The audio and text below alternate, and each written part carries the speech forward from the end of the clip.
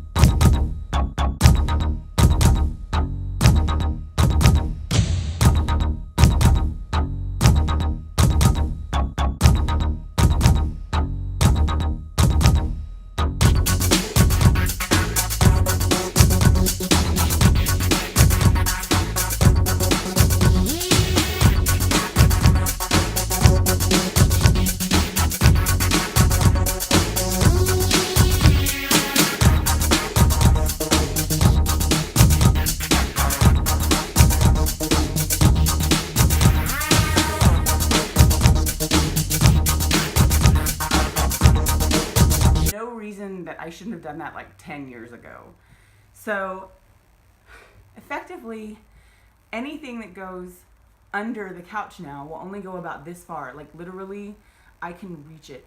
Isn't that such a time saver? I don't have to lift. Literally, that was done with a couple of pieces of scrap wood that we got probably a year ago, and it's just been sitting around, had nothing else to do. So literally about 20 minutes of effort screwing them together and staining them. If you wanted to skip the staining step, you wouldn't even have to wait overnight to install them. You just put them under there. Nobody's gonna be able to see it.